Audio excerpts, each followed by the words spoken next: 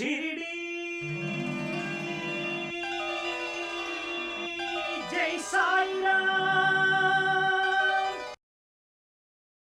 क्यों नहीं लौटाएंगी? मांगने से दे देंगी ना? ठीक है, मांग कर देखते हैं। माँ, अपनी इस बेटी को क्षमा कर इस घी को इसके इस लोटे में फिर से भर दो। माँ, ऐसे मांगने से देंगी क्या? क्यों नहीं देंगी? बच्चा मांगे तो माँ जरूर देती है। तो मैं मांग कर देखूं क्या? किसी के मांगने पर भी देंगी। तो फिर रुको, मैं मांग कर देखती हूँ।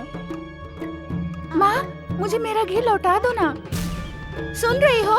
आपसे ही बोल रही हूँ मैं। नहीं लौटा रही है माँ।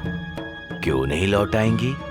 प्यार से, भक्ति से मांगने से जरूर देती है माँ। ओहो।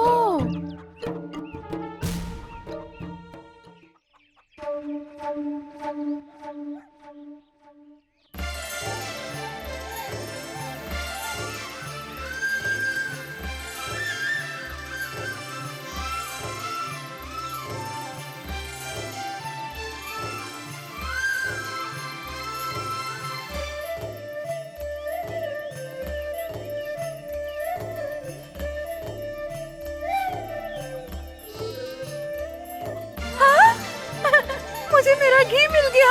मेरा घी वापस मिल गया। मुझे मेरा घी मिल गया। मेरा घी मुझे मिल गया। हाँ, पटेल को घर से बेघर करके अब आप डेरा डाल के बैठे हो। आप सच में कितने भाग्यवान हो मालिक। अब से कौन कहता है कि आपके लिए इस शिरडी में कोई काम ही नहीं है? ये क्या बकवास कर रहा है तू? इसमें बकवास वाली कौन सी बात है? इस गांव के सारे लोग उस साईं बाबा के पक्ष में हो गए हैं। अब आराम से। यहाँ तक के आसपास के गांव के लोग भी उसके भक्त बन गए हैं। वो लोग उसकी सेवा पर सेवा कर रहे हैं। आज से मैं, ये और साथ में आप, यानी हम तीनों को उस साईं बाबा के पीछे मंडराना होगा। अगर यहाँ से निकाले गए तो फिर गांव छोड़कर संन्यास धारण करना पड़ेगा। हम तो तैयार हैं, लेकिन अगर आप भी इसके लिए हाँ कह देते। मुंह बंद कर मनोज, जब देखो तब बकवास करते रहते हो। हम इसी शिरडी में पले बड़े हैं। इस गांव में 3/4 की हिस्सेदारी है। ऐसी कौन सी मुसीबत आ गई कि हम गांव छोड़कर जाएंगे? आज नहीं तो कल अगर गांव को कोई छोड़ेगा तो वो है वो फकीर। रुको,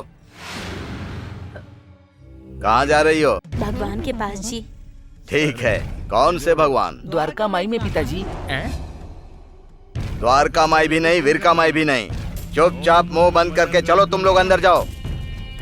हम तो बस भगवान के दर्शन के लिए जा रहे हैं जी। हाँ, उस फकीर के दर्शन करने जा रहे हो तुम लोग। अपशकुन है, अपशकुन है, कलयुग का अपशकुन है। कलयुग नहीं है रे महामूर्ख, घोर कलयुग है। मुंह बंद रखो। इनके साथ रह रहकर इनके जैसे ही हो गए हो। हाँ, हमारे इस जन्म का मतलब ही क्या रह जाएगा अगर भगवान के उपासक ना बन पाए। माता, हम दोनों को ही सुना रही हो या फिर अपने अरे तुम मुंह बंद कर अपना। देखो, तुम उस फकीर से मिलने मस्जिद में नहीं जाओगी। पिताजी, साईं बाबा को देखते ही सारे पाप धुल जाते हैं। आप भी चलिए ना। बहुत भक्ति जाग गई है तेरी। तू अपने बाप को पाप पुण्य की बात सिखा रहा है। पाप नहीं तो क्या पुण्य मिलेगा? भगवान की अवहेलना करने पर जितना पाप मिलता है, उतना ही पाप उनके दर्शन करने जाने वालों को रोकने से मिलता है। मैं तो जाकर ही रहूंगी। चल बेटा।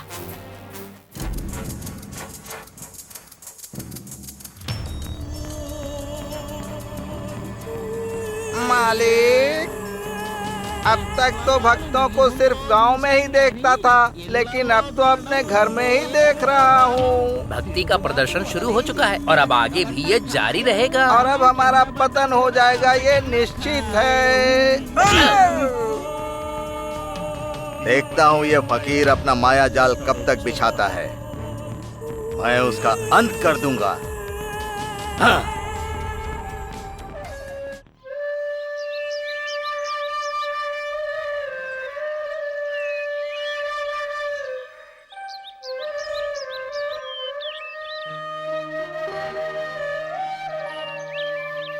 साईं,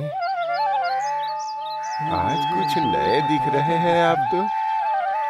आज आपका दर्शन बहुत ही अद्भुत और मनोरम लग रहा है।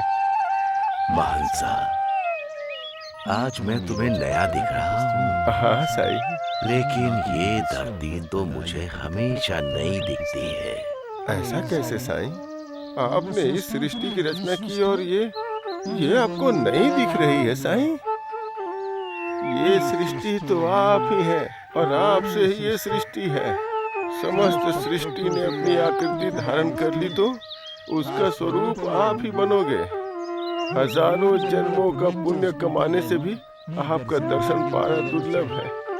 हाँ महंसा, कई जन्मों का पुण्य है, तभी तुम लोगों से मिलने का भाग्य मुझे मिला। साईं, मैं अपने अनुभवों के बारे में बोल रहा हूँ। मैं भी तो वही बोल रहा हूँ। पुण्य चाहे जिसका भी हो, लेकिन भाग्यवान तो हम दोनों ही हैं।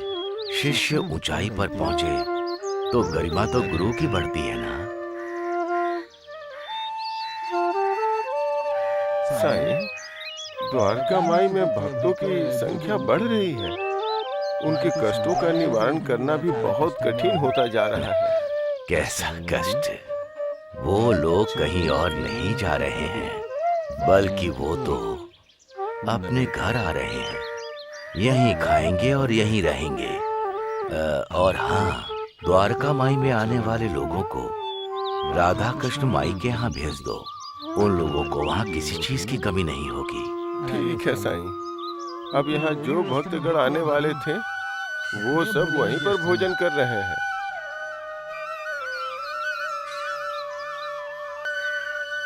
वो कौन आ रहा है? भाग्य जी की पत्नी और उनका बेटा। नमस्कार बाबा। अल्लाह तुम्हारा भला करेगा। इस फकीर को देखने का मन किया माँ। हम अपने मन से दर्शन नहीं कर सकते। जब आपका मन करेगा तभी आप बुलाएंगे और तभी हम आपके दर्शन पाएंगे। सच है, मैं चाहूंगा तो तुम लोगों को देख पाऊंगा, लेकिन कुछ लोग मुझे देखकर भी गौर नहीं कर रहे हैं। कारण तो सिर्फ उस ऊपर वाले को पता है। वो उनका दुर्भाग्य है बाबा। उनके पापों को और कर्मों को क्षमा कर दीजिए। उस दिन जब आप हमारे घर आए थे तो मैं आपको 2 रोटी भी नहीं खिला पाई थी। इस शिरडी में सभी आपकी सेवा करते हुए आप में लीन होते जा रहे हैं बाबा, लेकिन मेरा भाग्य वैसा नहीं है। कम से कम आपको मैं 2 रोटी दे सकूं, इतना भी भाग्य नहीं है बाबा। ऐसा क्यों सोच रही हो माता? क्योंकि आप एक दिन भी हमारे घर भोजन करने नहीं आए बाबा। आपको भिक्षा देने के भाग्य से भी मैं वंचित हूँ बाबा। मेरे घर वाले जो कर रहे हैं, क्या आप उनकी सजा मुझे दे रहे हैं बाबा? भाग्य का लिखा स्वयं को भोगना होता है। कुछ लोग अपने भाग्य को कोसते हैं तो कुछ अपने भाग्य को गालियां देते हैं। जैसे भी सहन करो, उसे सहन करना ही पड़ता है। मैं सच कह रहा हूँ माता, जो लिखा है उसे भोगना होता है। ईश्वर को भी यही पसंद है। आस्तिकों से ज्यादा ईश्वर नास्तिकों पर ईश्वर बहुत ज्यादा जिम्मेदारी सौंप देता है। जो नहीं नहीं करते रहते हैं, ईश्वर हमेशा उनके मन में रहते हैं। जो कोई भी नहीं नहीं कर रहा होता है, वो उस नहीं को तो मन से गाली देता है। जब वो नहीं है कहते हो तो इससे यही साबित होता है कि वो है। वो नहीं है कहने वाला, वो तो अक्सर उन्हीं के पास ही रहता है। समझ गई माता? इसे भी एक सहन ही कहते हैं माता। बाबा, भाग्य ने बुरा किया है तो इसका कारण है कि उन्होंने मुझे दूसरों से ज्यादा सहन शक्ति दी है। बाबा, जो आपको गाली देते हैं, आपके बारे में बुरा सोचते हैं, वो मेरे पति। आप उनकी भी भलाई चाहते हैं। मैं आपकी सेवा के लिए तत्पर हूँ, तो आप मुझे इस तरह से दूर क्यों कर रहे हैं बाबा? देखो माता, एक माँ का प्यार उस बच्चे पर ज्यादा रहता है जो उनसे दूर है, ना कि जो उनके पास है। उसी तरह मेरे पास रहने वाले से ज्यादा जो मुझसे बहुत दूर रहता है, मेरी दृष्टि उन लोगों पर रहती है, उन्हें देखते रहता हूँ। तो फिर आप मेरे हाथ से 2 रोटी खाकर जाइए बाबा। ठीक है माता, मैं खा कर जाऊंगा।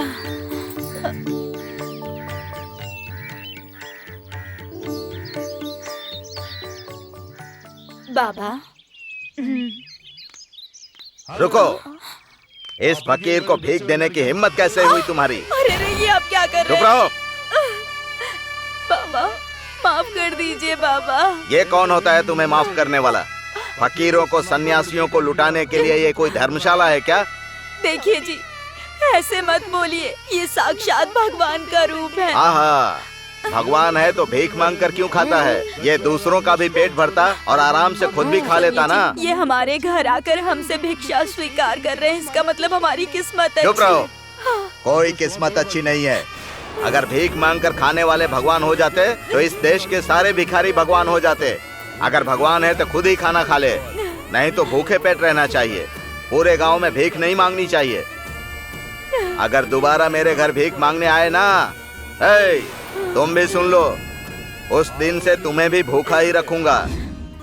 उस दिन की बात को भुलाकर बाबा, मुझे माफ करके कम से कम आज तो अपने हाथों से 2 रोटी खिलाने का भाग्य प्रदान कीजिए।